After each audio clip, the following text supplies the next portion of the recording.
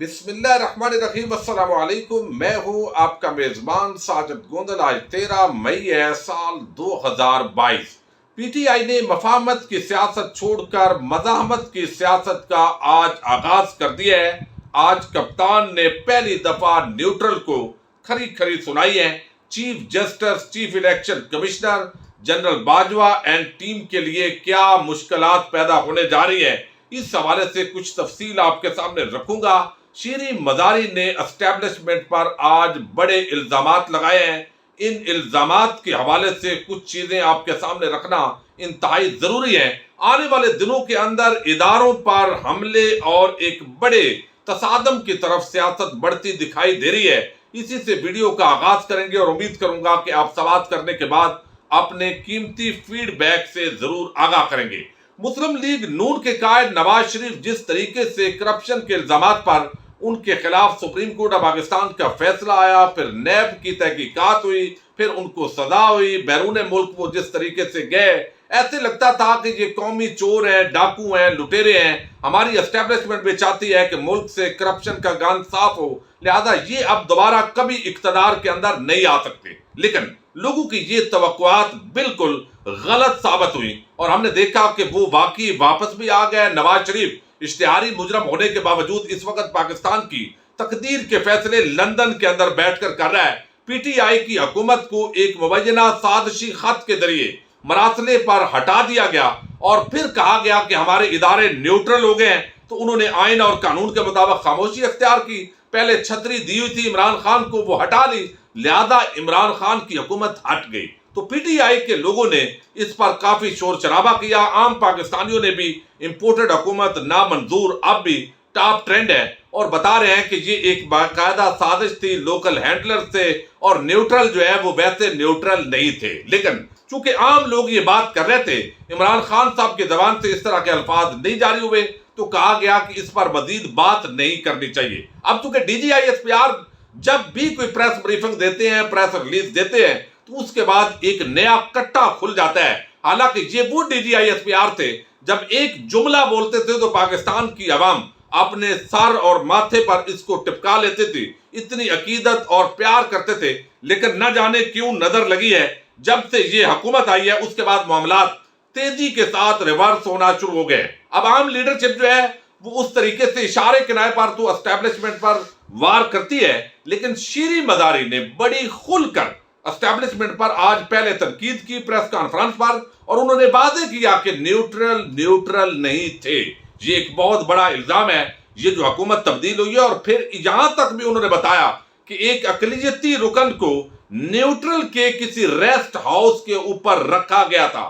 یہ بڑی عام الزامات ہے، ظاہر ہے، اور آنے والے دنوں کے اندر مزید اس طرح کے الزامات لگیں گے۔ جیسے عمران خان نے پہلے دن ایک خط کا وہ پہلے ذکر کرتے تھے کہ کوئی سازش ہے، پیچھے سازشی ہاتھ ہیں، پھر انہوں نے ایک سائفر دکھا دیا اور اس کے بعد وہ مرلہ وار اس کا جو کانٹینٹ ہے وہ عوام کے سامنے رکھتے گئے اور عوام کا بیانیہ بن گیا۔ اور آج پہلی مرتبہ ایک مزاحمت کی سیاست کا آغاز کیا ہے، چونکہ دیکھا گیا ہے، پی ٹی آئی نے بھی دیکھا ہے کہ چونکہ پہلے نون لیگ نے جب مفاہمت کی بجائے مزاحمت کی سیاست کی تو ان کو پورا ملک دے دیا گیا، تو شاید مزاحمت کا راستہ ہی بہترین راستہ ہے۔ بہرحال اللہ کرے کہ ملک کے اداروں اور عوام آمنے سامنے نہ ہوں تاکہ ملک کے اندر بہتری رہے۔ شیریں مزاری جو ہے انہوں نے ایک تو بتایا کہ یہ جو وزیر قانون تھا فروغ نسیم، اس نے ہمیں گمراہ کیا اور سب سے زیادہ خراب کیا، اور وہ چونکہ اسٹیبلشمنٹ کے نمائندے کے طور پر ان کو لیا گیا تھا، شاید ٹارگٹ شیریں مزاری آج کل زیادہ کر رہی ہے، D G I S P R کو وہ ٹیگ بھی کرتی ہیں کہ یہ اس کا جواب دیں۔ اب شیریں مزاری نے کہا کہ ایک بار پھر مبینہ مراسلے کا ذکر کرتی ہوں، اور خط کی پہلی لائن یہ تھی کہ اگر عمران خان اقتدار میں رہے تو امریکہ اور یورپی ممالک پاکستان کو تنہا کر دیں گے۔ سائفر میں یہ بڑی عام ویڈیو ہے، آپ نے ضرور سننی ہے اور اپنے فیڈ بیک سے ضرور آپ نے آگاہ کرنا ہے۔ اب وہ کہتی ہیں کہ عمران خان نے روس کا دورہ خود کیا، ایسا نہیں تھا، سب کی اتفاق رائے کے بعد عمران خان روس گئے۔ سوال یہ پیدا ہوتا ہے کس نے امریکہ کو کہا کہ عمران خان خود روس گئے؟ ہماری اس کے اندر ان پٹ نہیں تھی۔ انہوں نے کہا دورہ روس اس لیے کیا گیا تھا کہ گندم اور تیل سستی مل رہی تھی، لیکن بیرونی سازش کا نتیجہ یہ نکلا کہ معیشت تباہ ہو گئی ہے۔ اب آئی ایم ایف نے کہہ دیا ہے جب تک فیول کی قیمت نہیں بڑھے گی پیکج نہیں ملے گا۔ چوروں کو لا کر کوشش کی گئی کہ FIA میں ان کی منی لانڈرنگ کے کیسز ختم ہوں۔ شریف فیملی بھارت کے ساتھ اپنی پرائیویٹ تجارت کھولنا چاہتی ہے۔ یہ کامرس آفیسر کی تقرری کس لیے ہے؟ کیا یہ نواز شریف اور اس کے خاندان کی بھارت سے تجارت کے لیے ہے؟ چیف الیکشن کمشنر سے مستعفی ہونے کا مطالبہ کرتے ہیں۔ جو لوگ سندھ ہاؤس گئے، چیف الیکشن کمشنر کو ثبوت دیے، وہ قبول ہی نہیں کیے گئے۔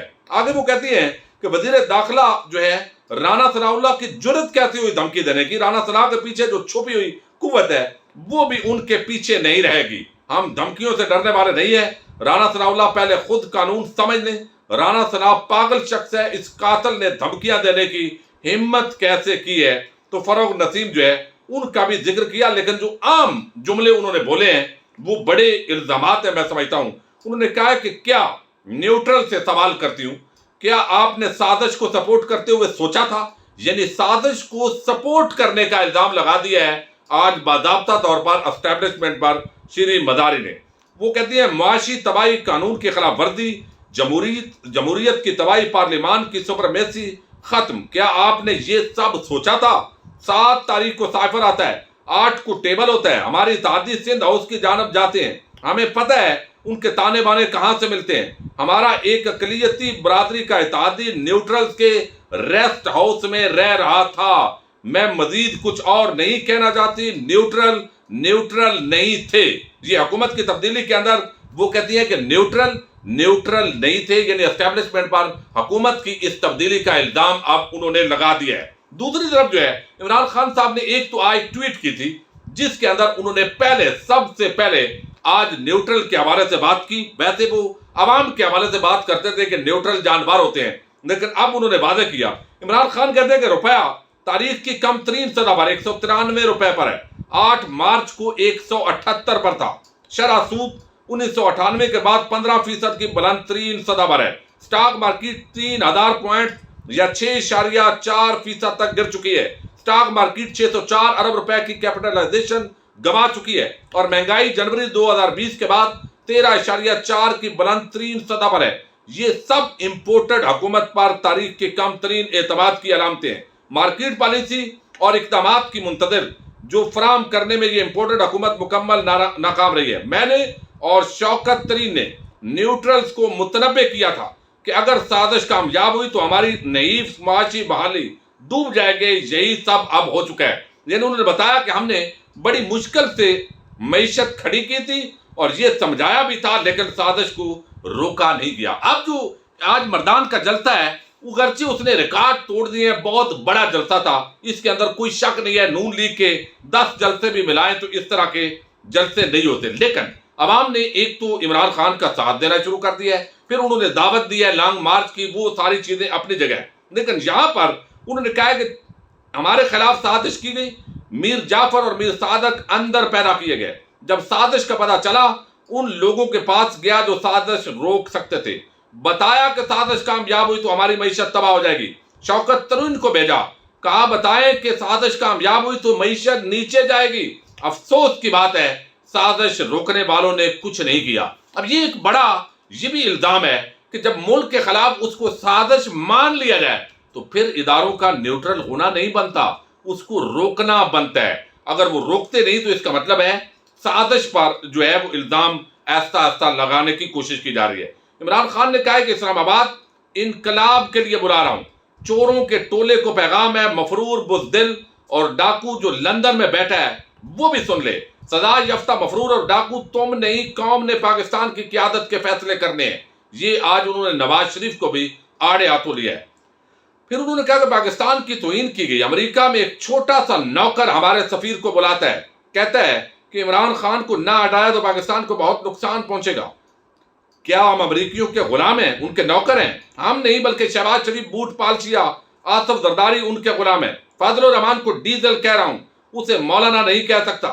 فضل الرحمان این پیٹرسن کو ملتا اور کہتا ہے، امریکی جو سفیر کا وہ وکی لیکس کے اندر ذکر آیا تھا، جو ڈاکومنٹس لیک ہوئے تھے کہ ہمیں موقع دے، امریکہ کی نوکری ہم بھی کریں گے، تو جب کال دوں تو خوف کی زنجیریں توڑ کر آپ نے آنا ہے۔ یہ عمران خان نے آج جو پکارا ہے قوم کو، اور پھر ڈاکٹر رضوان کا ذکر کیا ہے کہ اتنا دباؤ ڈالا گیا کہ اس بیچارے کو ہارٹ اٹیک ہو گیا۔ موجودہ چیف الیکشن کمشنر کے होते हुए मुल्क में शफाफ इंतखाबात नहीं हो सकते। सारे पाकिस्तान ने लोटे देखे लेकिन इलेक्शन कमिश्नर को नजर नहीं आ रहे। इलेक्शन कमिश्नर ने बचाने के लिए कानून ढूंढ रहा है। आपने इन लोटों को बचाया तो कौम आपको भी माफ नहीं करेगी। और मुखालिफ कहते हैं बड़ी गर्मी होगी, लोग इस्लामाबाद में पहुंचेंगे। अगर 70 साल इमरान खान को गर्मी नहीं तो फिर नौजवानों को भी गर्मी नहीं होगी। हम वो उम्मत है जो किसी सुपर पावर की गुलामी नहीं करती। हम किसी सूरत इन चोरों डाकुओं को खुद पर मुसल्लत नहीं होने देंगे। इसके साथ ही चीफ इलेक्शन कमिश्नर साहब को भी उन्होंने याद करवाया, जनाब सदर पाकिस्तान ने आपको एक रेफरेंस भेजा हुआ है और एक उन्होंने साजिश के हवाले से भी कुछ चीजें भेजी हुई है। बराए मेहरबानी कमीशन बनाइए और कौम आपसे भी तवक्को करती है कि आप इंसाफ का बोल बाला करेंगे। फिर वजीर खारजा बिलावल के बनने का जिक्र है इसके अंदर। चीफ जस्टिस पाकिस्तान को कहता हूं कि सदर के खत पर कमीशन बनाए, कमीशन पता लगाए इन लोगों ने किसके साथ मिलकर साजिश की है। इस हुकूमत के पास क्या ऑप्शन है? बिलावल को वजीर खारजा बना दिया जिसकी अमरीकी टेलीफोन टेप करते थे। ये कभी अमरीकियों के सामने अपने मफाद की बात नहीं कर सकते। अमरीका जो मदद करेगा उसके बदले कुछ कीमत होगी। अमरीका आपसे उनकी आज़ादी मांगेगा। उनके जंग भी हमारे 70,000 लोग शहीद हुए। अब गुलाम ऊपर बैठे हैं, उन्हें वही करना पड़ेगा जो अमरीका कहेगा। डॉक्टर रिजवान को तब्दील किया गया, फिर जो है ज़ाहिर है चीफ जस्टिस को और चीफ इलेक्शन कमिश्नर के हवाले से बात की गई और जनरल बाजवा एंड टीम यानी वो पूरा जो न्यूट्रलिटी है उस पर पहली मर्तबा पीटीआई जो है वो न्यूट्रल के हवाले से अब खुलकर सामने आई है। तो यकीनी बात है कि आने वाले दिनों के अंदर ये हालात भी गंभीर होते दिखाई दे रहे हैं और ये मर्दान जलसे के अंदर भी आज ये इस पॉइंट ऑफ व्यू से खतरनाक तकरीर का आगाज कर दिया गया है और खुली जंग न्यूट्रल के साथ फिर रेस्ट हाउस के अंदर किसी अकलीती मेंबर का होना, यानी अब पूरा जो बयानिया अगला जो फेज है उसके अंदर पीटीआई ये बनाना शुरू हो गई है कि ये जो साजिश हुई है, पहले तो वैसे लोग एक तुक्के के साथ बात करते थे कि भाई इमरान खान तो नहीं कह रहा, आप कह रहे हैं, कोई उसका वजीर नहीं कह रहा, लेकिन शीरी मदारी के इल्जामात के बाद और आज इमरान खान के न्यूट्रल के हवाले से बात के बाद एक बाकायदा ऐसे नजर आ रहा है कि आने वाले दिनों के अंदर जो एस्टेब्लिशमेंट जो आम लीडरशिप है अस्करी, उसके हवाले से भी एक मरलावार कुछ बड़े आम चीजें जो है वो इमरान खान अवाम के सामने ला सकते हैं।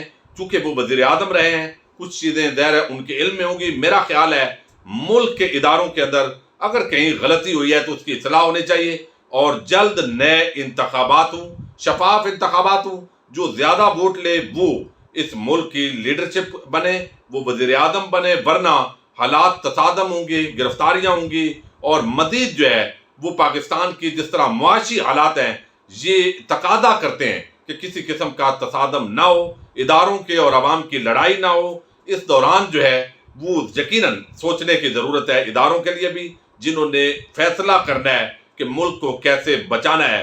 अपने मेज़बान साजिद गोंदल को नेक्स्ट वीडियो तक के लिए इजाज़त दीजिए। अल्लाह हाफिज़।